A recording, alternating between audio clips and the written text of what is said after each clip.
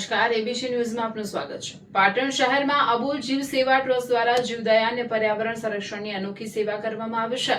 શહેરના અલગ અલગ વિસ્તારોમાંથી મળી આવેલા 2 ઝેરી સાપનું સુરક્ષિત રેસ્ક્યુ કરી તેમને કુદરતી વાતાવરણમાં મુક્ત કરવામાં આવ્યા હતા। પાટણ શહેરના આશાપુરા આંબેડકર નગર વિસ્તારમાં આવેલા રહેણાંક મકાનમાં 4 ફૂટ લાંબુ ઝેરી કાળો કોબરા સાપ ઘૂસી જતા પરિવારજનોમાં ભયનો માહોલ સર્જાયો હતો। ઘટનાની જાણ રાહદારી મારફતે શ્રી અબોલ જીવ સેવા ટ્રસ્ટ પાટણના રાજુભાઈ એમ રાવળને કરવામાં આવી હતી।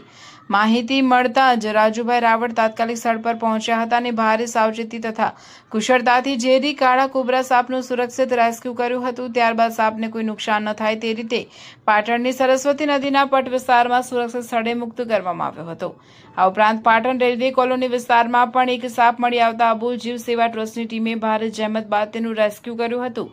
રેસ્ક્યુ કરાયેલા આ સાપને પણ સરસ્વતી નદીના પટ વિસ્તારમાં કુદરતી વાતાવરણમાં છોડી દેવામાં આવ્યો હતો।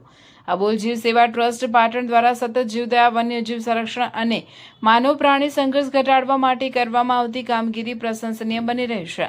સેવાભાવી કાર્યકરોની સતર્કતાના કારણે બે અબોલ જીવનો જીવ બચાવી તેમને સુરક્ષિત જીવન મળ્યું છે। રિપોર્ટર પ્રવીણ પંચાલ।